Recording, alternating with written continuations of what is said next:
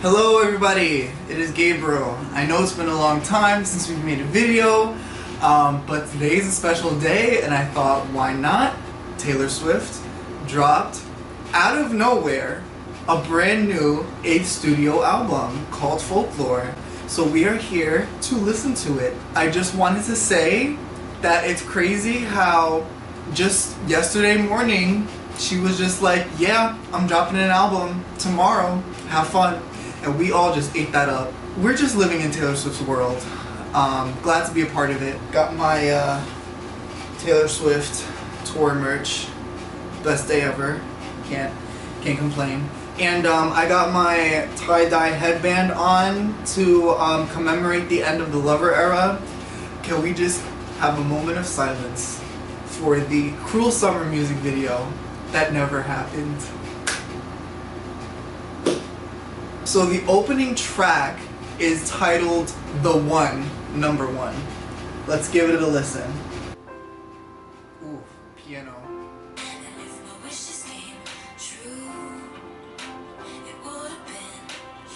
Ooh, hold on. There's a lot going on here. I'm really enjoying the simplistic production so far. It's very vibey, chill. It's an interesting opening track though. I'm just interested to see how this is going. So far, I'm really liking the vibes. Ooh.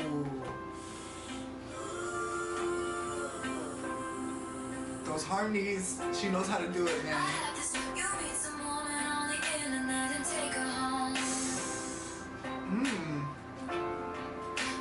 I know she can't be talking about Joe. So, she's either singing about a past relationship that self-destructed, that never happened, or she's singing about somebody else entirely.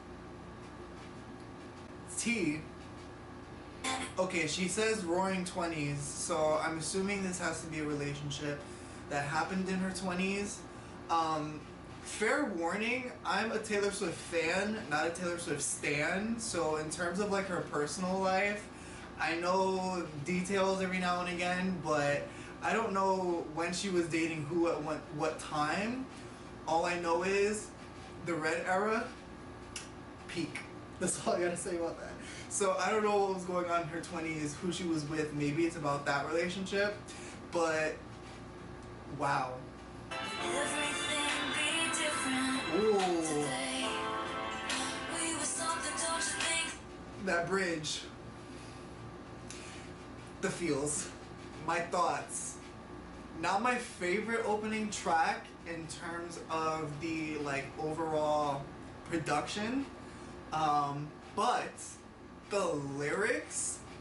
Taylor Swift has always had a penchant for writing amazing lyrics, and this track is no different. As far as I know, it's about a relationship that either failed or never actually happened in the first place, and her wondering what could have happened if things worked out the way that she had pictured it. And then that bridge, honestly, is the best part of the song. I absolutely love it in terms of the lyrics. The production, very minimal, as I'm assuming the rest of this album is going to be, because it's called Folklore. I'm assuming it's going to be like minimal production, heavy on the guitar. So I'm okay with that because it's what's expected, it's delivered. The next track, number 2, is called Cardigan, and as I'm aware there is a music video for it out. I probably won't be reacting to it because I'm not really good with technology and I don't know how to like put the video up and like record my reaction, all that stuff. We're not going to do that. We're just going to listen to the song. I'm excited. I love a good cardigan. I don't know what it means, but we're going to find out.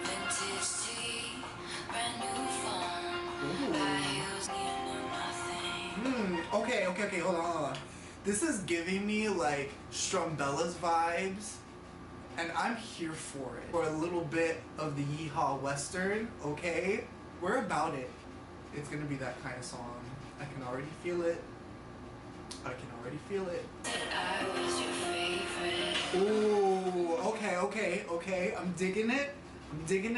This is an interesting track because there's a little bits here and there coming along. A little bit about like her past history. She mentioned about politics, and I'm seeing a little bit of like Reputation-esque in the lyrics in terms of like, this is how the world is viewing me, and I'm assuming she's singing about Joe, and she's saying like, I felt like trash, but you kind of accept me for who I am, and you don't see me the way that everybody else does.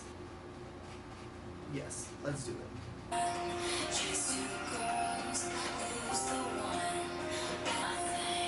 Okay, hold on. Let me look at the lyrics real quick.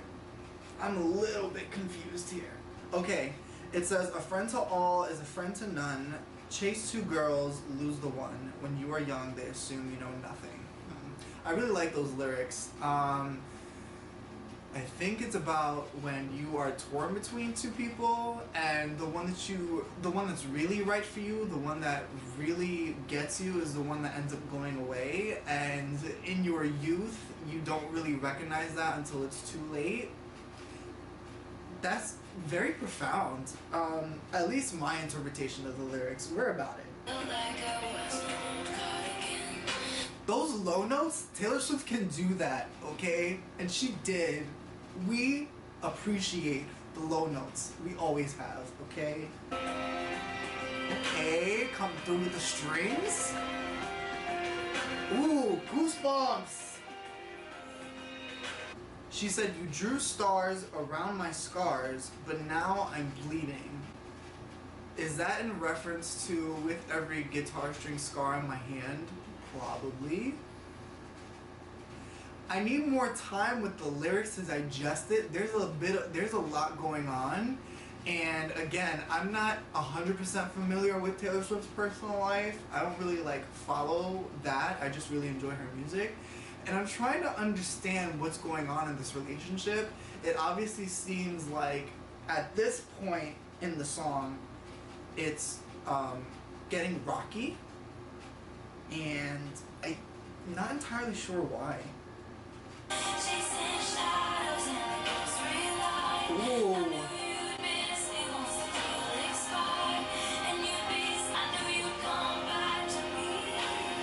Ooh. That outro, again, she's doing good with the outros.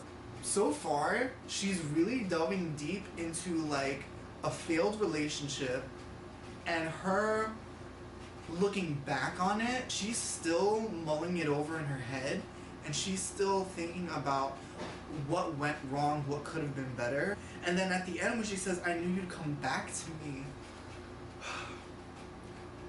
like I said, I'm a little bit confused with the lyrics, but that being said, it's still a really good song, and I really enjoy the sultriness of her voice in this song. It's really what I enjoyed the most about Reputation, and she really carried that through with her other bodies of work post-Reputation. I really enjoyed it. The next track is called The Last Great American Dynasty.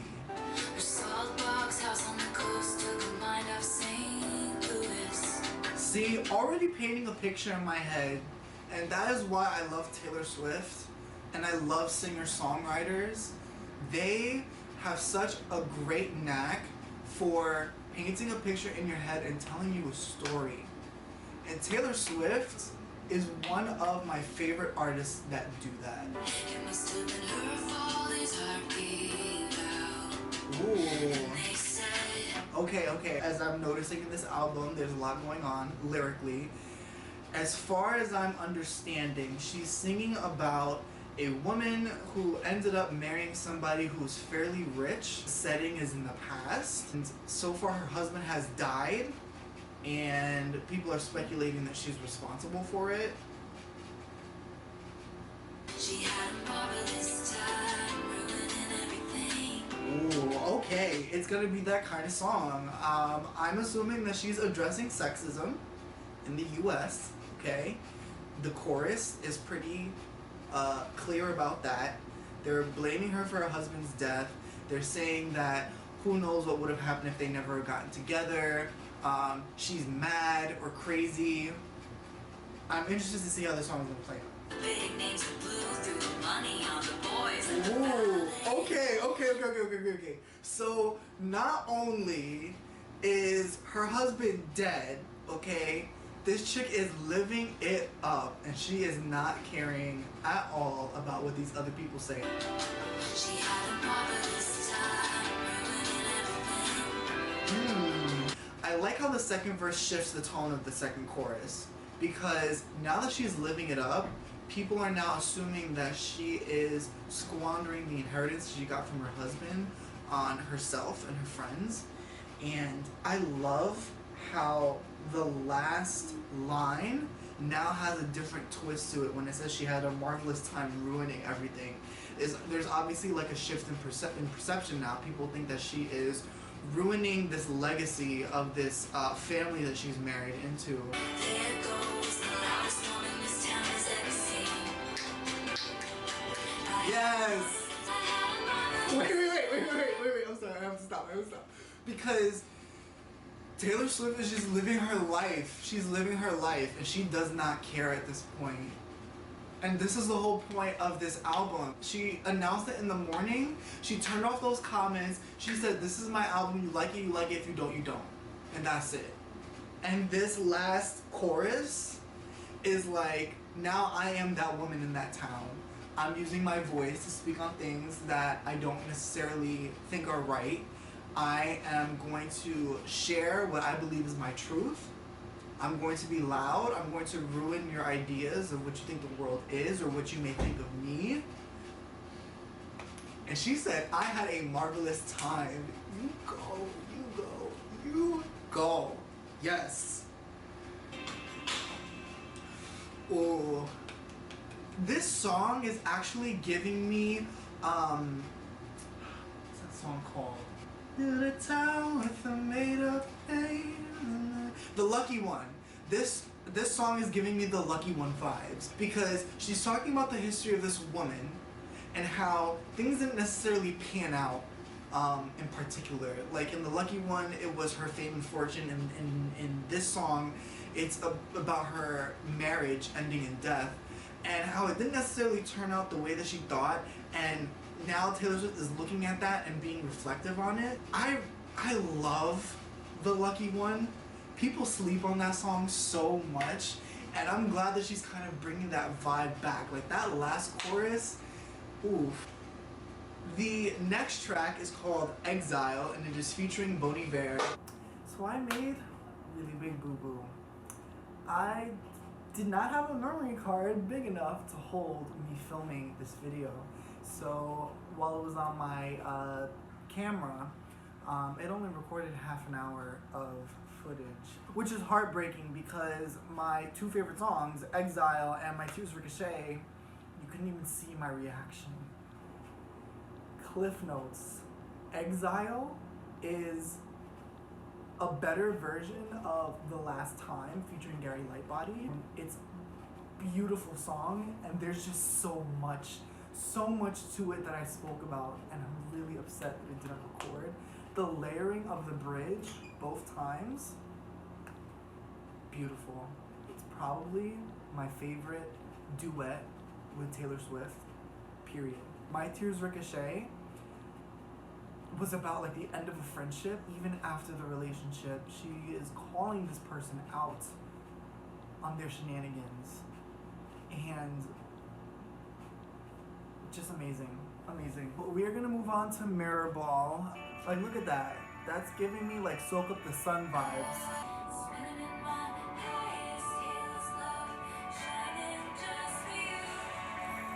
This is also like, the lyrics are very reminiscent of like Red again and Speak Now, in terms of like this ethereal dancing because you're in love kind of thing. I can already tell, because of how Starlight gets treated, by the way, that this might not necessarily be people's favorites because it's still reminiscent of her previous work. The next song, the 7th track, is called 7. Who knows what this track is going to be about?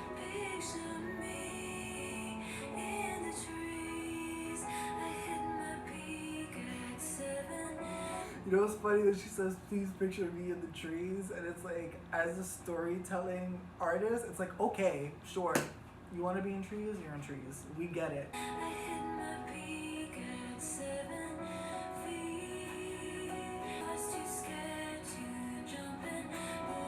Did she say I hit my peak at 7 feet? I wonder what that means.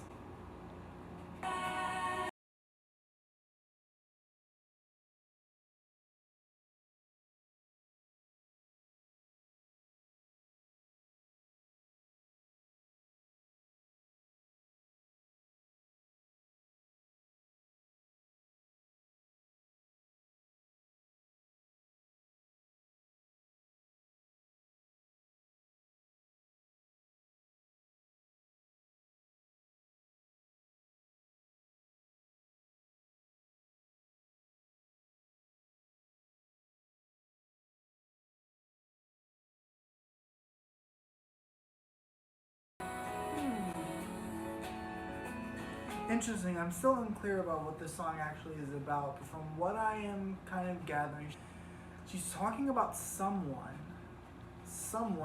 maybe a friend, maybe not, I don't know, who she still thinks about, that she still reminisces of when they were kids. Not entirely sure just yet.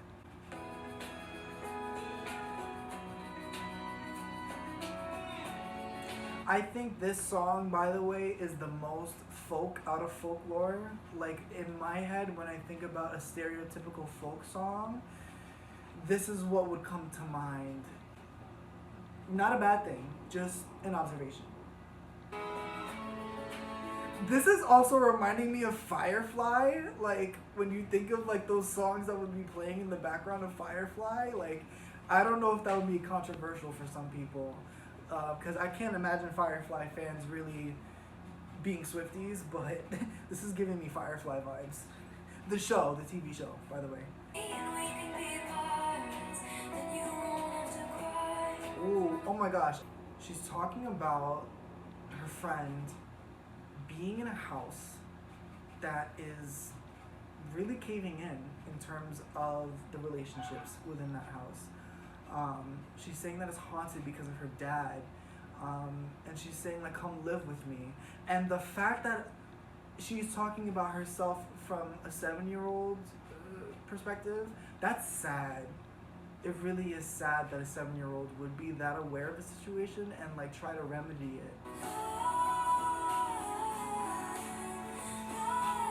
Oh man, goosebumps fam, goosebumps. That's how you do it. Really, when she sings just like that, it reminds me of just like Marshmallow Fluff.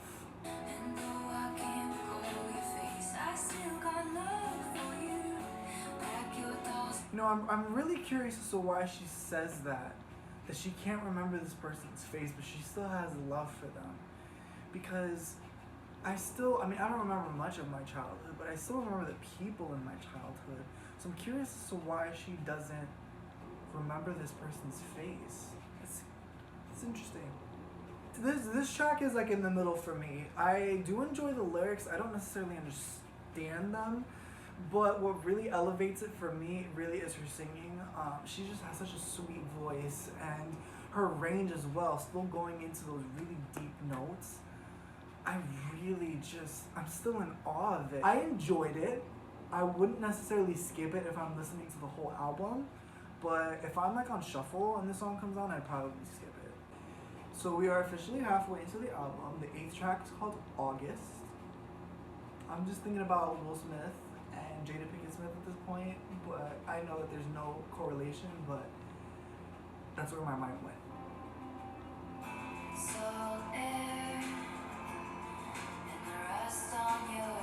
Okay, I can tell you right off the bat, I'm gonna love this song, and I'm gonna tell you why. This is giving me, and when I compare this music to other artists or other songs that she's written, that is in no way meaning that it is inferior. I love it when it reminds me of something else, especially something that I thoroughly enjoy, okay? This is giving me some Letters Volume 1 Grace Vanderwall vibes, okay? Like, already, off the bat, it's giving me that kind of aesthetic, and I'm here for it. Ooh, I like this. I'm getting goosebumps, fam, goosebumps. Oh, but this is a sad song.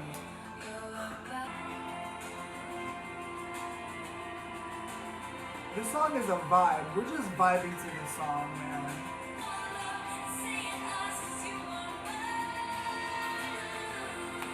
Yes, yes. It's interesting because I feel like every song about a summer love is always like fleeting. It never worked out. Like why can't summer loves last? I mean, I've never had one, but like why? She was obviously whipped for this person. She was like, I'm ready to, be the one for you. She said, I will cancel my plans with my friends in a heartbeat for you. Is that necessarily healthy? I don't know. And it didn't work out. It didn't work out. Yes. And you got the strings. Wow, I really enjoyed this song. I really did. See, this song gives me so much joy, even though it's simply sad, but I think because it's just a great song. And I think that's probably what was Taylor's point, was that even though this relationship did not work out, it doesn't necessarily have to end in these gut-wrenching feelings. You know what I mean? Sometimes it doesn't work out and you move on and like it's gonna be okay. The 9th track is called This Is Me Trying. And I have been looking forward to this one specifically, so we're gonna see how it goes. Ooh. Is that an organ in the background? I'm getting chills. I just wanted you to know that this is me trying.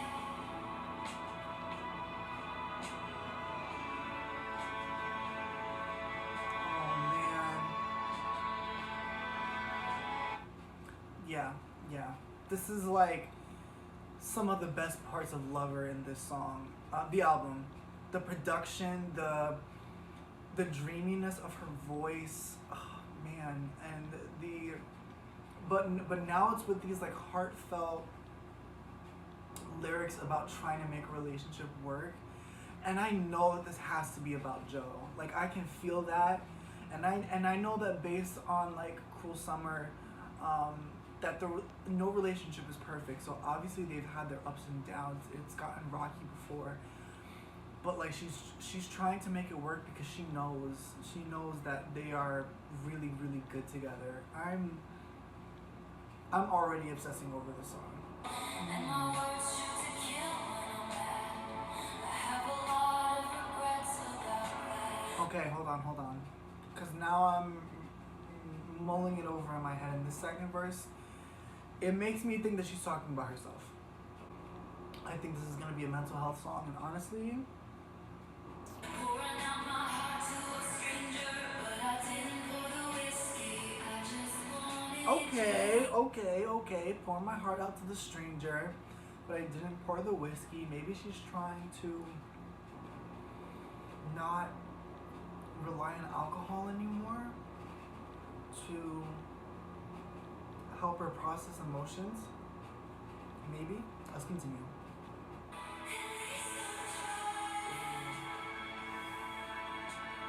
Oh man. Oh, the strings and the at least I'm trying. Oh my goodness.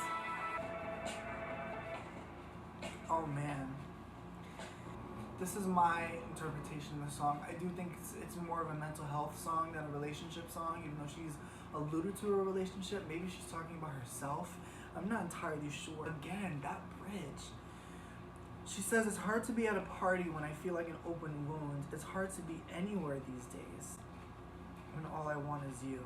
And I can see with these lyrics when they're saying like this is me trying, like she is trying to get herself back up, and that's not an easy thing to do. Like she hasn't given up yet. She hasn't given up on herself, even though there may have been times where she wanted to. I mean, she says, I was so ahead of the curve then became a sphere. Maybe it means that like she ends up like right back where she was, and that's kind of a tough reality to face when you're trying to make progress and you realize that you just went in a circle. I really really enjoy this song. This is a new favorite for sure. Okay, so the next track is called Illicit Affairs. And this was another one that I was excited about. I was like, oh, we're doing it back to back. I think she might be dishing out some tea. We'll see. Why am I already getting goosebumps? Like, what? Your head, keep your eyes down. Ooh. Tell your friends you're out for a run. You'll be flushed when you return. Take the road less traveled. Wait, I actually like how she said, tell them that you were running because when you return, you're gonna be flushed. AKA, like, I'm gonna make you feel that way. That's what I got from that. Like, I'm gonna make you feel all, like, flustered and whatnot. Ooh, okay. What started in beautiful rooms ends with meetings in parking lots. Leave the perfume on the shelf. Okay, hold on. I just wanted to say, I really like that lyric where she says, like, it starts off in beautiful rooms and ends up with meetings in parking lots. But it's interesting how something that can be beautiful then becomes a secret and you're not entirely sure how you feel about it. That's what I'm getting from this. So you leave no trace behind, like you don't even exist. Take the words for what they are. Okay. So now, like, the narrator of the song is the side chick. But they lie and they lie and they lie a million little times. I'm not entirely sure if I completely understand the chorus, but from what I'm gathering, I think she's saying that there's some level of real feelings behind this illicit affair, even though it's like a spark that hasn't caught on fire. So it looks like it's a lie, like it's not real. That's what I'm gathering. Colors, you know I can't see with anyone else. Okay, she is whipped, okay? She is whipped for this dude, even though their relationship is on the low. Look at this idiotic fool that you made. Look, Tell me a secret. she knows that she got turned into a fool. She said, look at all of this. I think she's trying to make him confront his feelings for her. Because she's like, look at what we've become. This is like real to me. I think that's what I'm piecing together from these lyrics. For you, I would ruin myself a million little times. Can't relate. I'm trying to piece all the facts together based on the lyrics. And I think, you know, what I said before is a pretty accurate depiction. But in this case, she's like ready to risk it all. She's ready to risk it all for this guy. She wants him to feel the same way about her. And she's saying, like, if that would end up ruining my life, like everyone knows that they started in a getaway car. If other people like judge about her, she's like, I don't care, like I'm ready for it. Interesting. That's an interesting take on it. And I really liked the music that came with it. It was very subdued, which is a contrast to the very dramatic lyrics. Because in my opinion, they are dramatic. She's like saying, like, I'm ready for you, like I'm ready to risk it all. And how like subdued the track is an interesting juxtaposition. We like it. So the 11th track is called Invisible Strings. Is this going to be another mental health song? I hope so. I really do.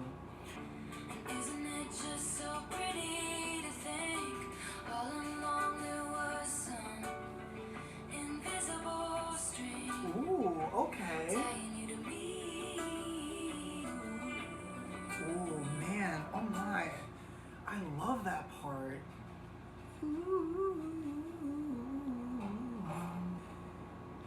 She knows how to do it, man. She really does. This is really cute. This is a really cute song. This is a really cute song, and I hope that it doesn't turn sad. She's saying that there were like signs that we were supposed to meet. That there's like an invisible string that is bringing us closer and closer together. And that's just really refreshing compared to how most of the tracks so far have been about failed relationships. This one is about a relationship that's budding and growing and like clicking. It makes me want this relationship to turn out okay. You know what I mean? Like, she's been through enough. Let her have some friends, okay? Out of all the wrongs, right into that dive bar. Something wrapped Dive bar. up past mistakes and barbed Maybe wire. she's talking about Joe. Chains, one single thread of gold tied me to you. Okay, so she says a single thread of gold tied me to you, and I know that she has referred to Joe as with that gold motif, like in Dancing with Our Hands Tied, she said that you've painted me golden. In Daylight, she says, I used to think love would be black and white, now it's golden. So again, she's saying now that this invisible string is golden. So now I'm starting to think it might not be a friendship, but her relationship with Joe. I'm picking up on things. By the way, if it is about Joe, which it probably is, that's adorable. That's adorable. It's adorable. The only reason why I thought it wasn't about Joe is because she was talking about being 16, and I know that she met Joe, I think like 3 or 4 years ago. So they weren't teenagers when they met, but maybe he makes her feel like she's 16. Like when she says, and I think he knows, it's like I'm 17, nobody understands. I'm connecting the dots here, okay? I'm trying. Gold was the steel of my axe to grind for the boys who broke my heart. Yikes. Send their babies presents. So she says that she has an axe to grind with the people who broke her heart, but now she sends their babies presents. I'm trying to think which one of her exes has a kid, and I can't think of any. It seems like she's no longer holding on to this mentality of being angry at a failed relationship. I appreciate that. Oh man, I really like this one, guys. I really like this one. This relationship that she has with Joe, it makes all the other ones that didn't work out don't seem that bad, because now she has Joe. At least that's what I'm gathering from it. So now we're on to track 12, and it's called Mad Woman. And if it's anything like The Last Great American Dynasty, I'm probably gonna like it. They strike to kill, and you know I will. Ooh, okay. Alright, so like it's funny because like she was just talking about invisible strings that she like doesn't have an axe to grind anymore, and now she's like, Scorpion, I'm gonna strike back. I'm gonna kill you. What do you sing on I your love the drive beat in home? the You see back. my face in the neighbors, nothing like a man. Woman. Ooh. Yeah. She's calling them out. Taylor has really taken a control of her own identity, or her idea of her own identity, I should say. Like, she's not letting other people define her anymore. And it's reflective in this song. With this one and with The Last Great American Dynasty, when it's referencing the woman, whether it's the girl in the first song or her in this one, it's always being said from an outside perspective, other people looking in, saying that she's mad or that she's squandering her life, things like that, or ruining her husband's legacy or whatever. And it's interesting that she starts the chorus like that, and how towards the end, she's saying like, well, of course I'm mad. You're poking the bear. You're getting me upset. Why is it that I'm not allowed to express that? You're allowed to feel what you want to feel. You can tell that this is like pent up anger, because when you talk about like poking the bear or like threatening the scorpion, they don't immediately strike. It's only when they've had enough when they decide to do that. So you can see that that's not her default reaction, but she's willing to go there if it needs to be. Watching you climb over people like me. You know, it's really sad that she says this. and I'm starting to kind of get an idea of who she's singing about potentially. She could be singing about one person, or she could just be singing about the media in general. She feels like everything has been taken away from her. That's a really sad place to be in, and I can't even imagine what that feels like.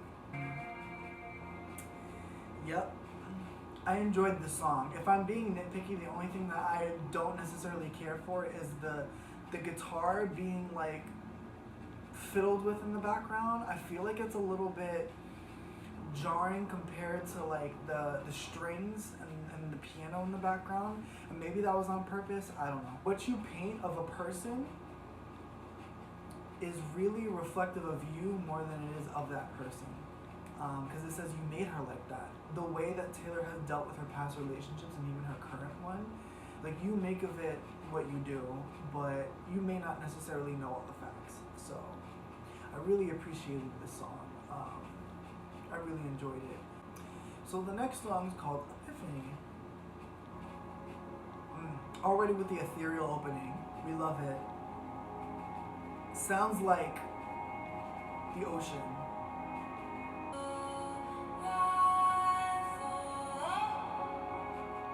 Okay. Hold on, I need to look at the lyrics real quick because I was so like mesmerized by the actual music. Like, I'm getting like emotional even though I don't even understand the lyrics.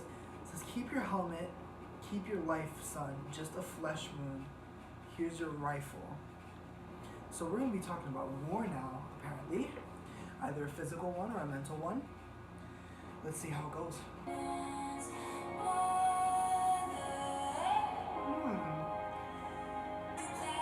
I gotta be honest, I'm kind of trying to piece together what exactly she's talking about. Like, she's usually so specific with her words that when she goes a little bit more abstract, it's a little bit hard to pick up what exactly she's referring to.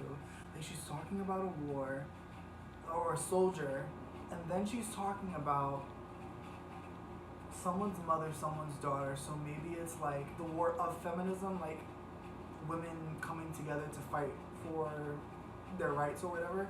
I'm a little unclear. Make some sense of what you see. Wow. Hold on. And this is why I'm still like conflicted on like what she's actually referring to. Maybe it has double meaning. But when you think about like from the war perspective, like when she's saying like trying to find some sense of relief, something that makes sense, you know, as a kid and even now sometimes, war doesn't necessarily make sense. Like, why are we fighting? Maybe from the current political climate and the desire for change as well, hoping that there's some relief from the darkness that still exists, whether it be against women or people of color, you know what I mean? That's what I'm kind of thinking about on both sides of my brain, like physically a war, or maybe it's a war against an ideal, you know? That's kind of where I'm bouncing back and forth between.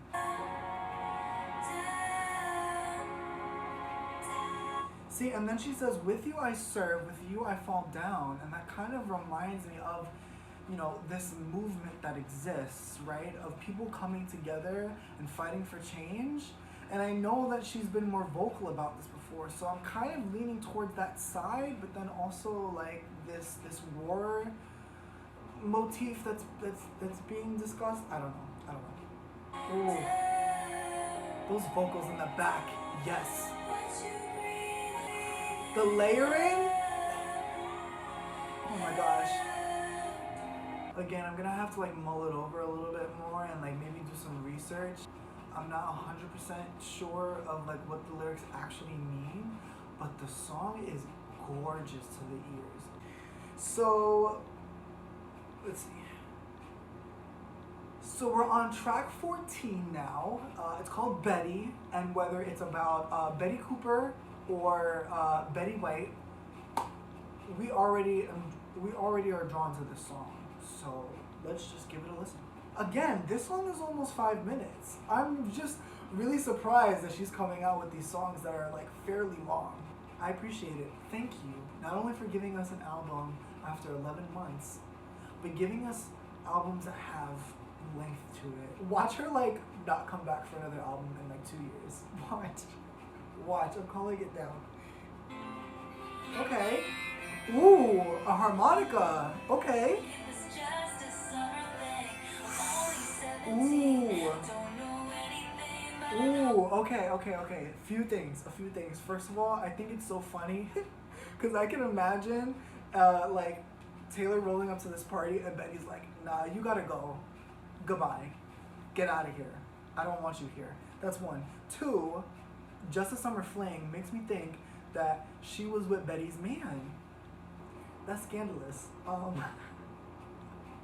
We love a good scandal. And three, I'm only 17, I don't know anything. And I know that in one of her earlier tracks, she was talking about youth and how they don't know anything, but she kind of knows everything. So I wonder if that's connected to the first, I think it was the first track in which she said that, either the first or the second track. So it's interesting to see how things are like starting to like connect.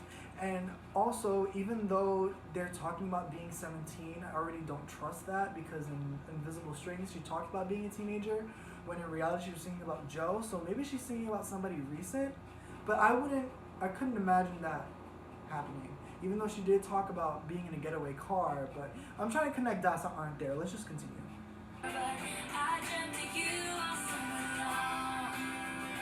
Okay, now I'm a little bit confused because in the bridge, I think she's talking about the guy that may or may not be connected to Betty. Those days turned into nights, slept next to her, but I dreamt of you all along? I'm confused. Okay, hold on. Now I'm thinking. Okay. I don't think Taylor is the narrator. You're seeing it from the guy's perspective. He is cheating on Betty, and he's trying to bounce back from it. In the bridge, he runs off with this girl and says, slept next to her, but I dreamt of you all summer long? That's a little shady, if I'm understanding this correctly. Like, why would you go off with her in the first place? Am I understanding this track correctly? Can y'all please let me know in the comments below? I have a lot of questions. As you can tell, I'm not smart enough to understand Taylor Swift's lyrics on the first go. So I showed up at your party. Ooh, he did it. He showed up. Let's see what happens. Yeah, I showed up at your Ooh, key change.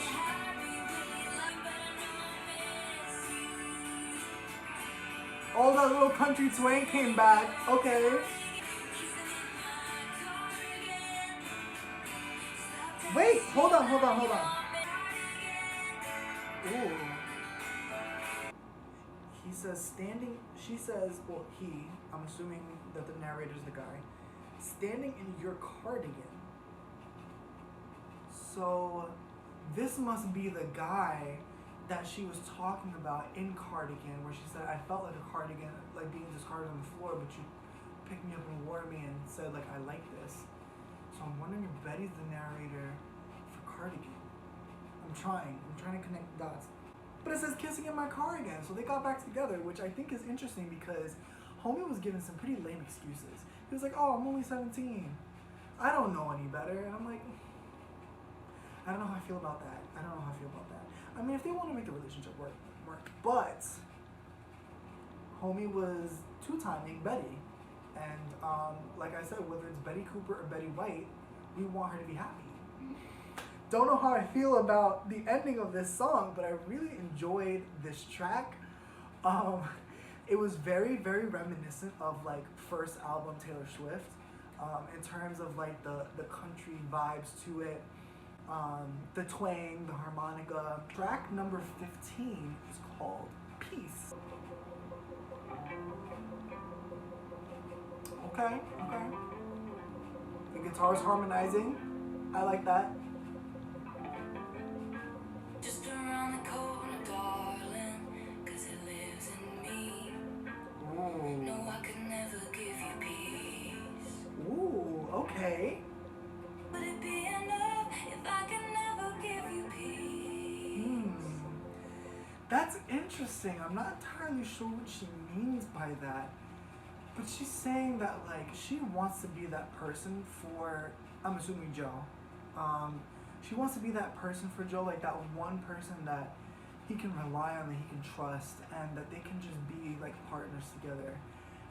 But she's still also saying, I can never give you peace. And it makes me wonder if she's trying to like downplay the relationship, maybe to protect herself from getting hurt because she's been hurt before. Because I just find it so interesting that she says that in comparison to the very like lovey-dovey lyrics that precede that one line. It's like I'm wasting your honor. You know, it's interesting that she says that because based on like what I have been learning about Joe through her eyes, of course, from Reputation and 1989, like he does seem to be like a pretty stand-up guy. And it's interesting to see how that can make Taylor Swift feel a little bit insecure. She's talking about his integrity and his honor, and she realizes that she's not a perfect person, and it makes her feel just like slightly bad, almost as if being with him kind of taints him. And that's just an interesting thought to have when entering a relationship and being in a relationship with someone. Swing with you for the fences. Yeah, Taylor's a ride or die for Sit with you sure. in the trenches. She is. She always has been. Give you a child. I just got goosebumps. She said, I give you my child. She's really committed to this relationship, as it looks like from the music that she's presented to the public. It seems that she's really invested heavily in this relationship, and even like with Lover, the allusion to marriage in terms of the actual bridge to the song Lover and Paper Rings, like she is ready to get cuffed. Like that's it. But there's robbers to the east, clowns to the west. I'd give you my sunshine, I'd give you my... She said clowns to the west. No comments, but y'all know what that means. Woohoo! Go ahead and drop names. We like that. We like that. Okay, so the second verse does shed a little bit more light. She's talking about how trouble seems to follow her. There seems to always be some type of drama surrounding her that she can never seem to really like break free from. You have to kind of like be okay with that because it's never gonna go away because people won't let it go. I'm trying to think of the song lyric. It reminds me of something from Reputation. She says, touch me and you'll never be alone. Once you enter a relationship with Taylor Swift, because of the way that the media is, you're never going to be left alone. Like, it's always going to be publicized. It's always going to be scrutinized by other people. And I guess she's trying to say, like, you kind of have to be okay with that. Or, like, is that okay with you if we do this? That's interesting.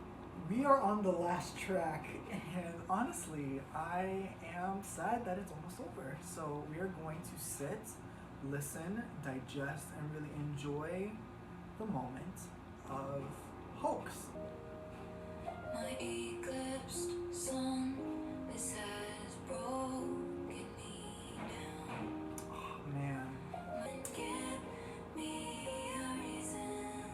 Oh, no. Your faithless love's the only hoax I believe in. Ooh, hold on. That was pretty heavy. The song is really coming from a place of deep pain and despair. You died, so what's the movie for? You knew it still hurts. Hold on. Thinking. She says that she left a part of herself back in New York, and then she says, you knew the hero died, so what's the movie for? You know the hero died, so what's the movie for? I can't help but think about Black Widow. Please forgive me. I still don't know why we get that movie post-Endgame. This is the second time that she's talked about, like, something dying, so why the recognition, or, like, why the fake tears? Her tears ricochet. She says, like, why are you at my wake? Something of that effect. So I guess she's kind of alluding to that. Let's continue. Oh, those strings in the back. Yes. We like that. My thoughts on this song. Again, I'm trying to process the lyrics. I'm trying to understand what they mean. Because again, she weaves such an intricate web. Sometimes it's kind of hard to understand what exactly she's saying. I think she might be talking about her relationship with fame in general. this kind of love-hate thing going on, how at times fame can really break her down. She says no other sadness in the world would do. She says that she doesn't want another shade of blue. So it makes me think about the entire album. It's referenced a lot about the media, its perception of her, her past relationships, how she views herself. And I can't help but think that this song, Hoax, kind of touches on the root of all that, which is fame. As the ending track, it's very bittersweet, a little somber. And when you think about the ending tracks for like the past couple of albums, like even Back to Red, they've been fairly hopeful. Like when you think about New Year's Day, when you think about Daylight, when you think about Begin Again, and Clean. Like a lot of them have been bittersweet, but on the more hopeful side. This one's a little sad and a little unresolved. It seems like she's still at conflict with whatever is causing this hoax. So my overall opinion of this album, I really enjoyed it. I wouldn't necessarily say that on first listen it's my favorite, but then yet again, some of my all-time favorite albums were not necessarily my favorite from first listen. I would definitely listen to this again. I am definitely going to put this on blast for the next 3 years, because I know that she's going to go on hiatus after this. I can feel it in my bones, I can sense it. This is such a stark contrast from like Lover and Reputation, but it's very refreshing because it shows a really different side of Taylor in terms of her views on everything that's been going on, essentially. I really enjoyed it. I'm glad that you guys enjoyed this video. Please let me know in the comments below your thoughts and opinions on this album. What did you think upon first listen for some of the songs? What did you think about my interpretation of some of the songs? Because I'm sure that I may be missing a few cues here and there. Let me know, do you think that Taylor Swift is gonna go on hiatus? Do you think that, you know, she's gonna take a break? I think so, so we'll see. I'm probably gonna be making a few more videos. There's a few albums that have come out that I haven't listened to just yet because I wanted to make a reaction video to it. So keep your eyes peeled for that. And yeah, catch you guys later.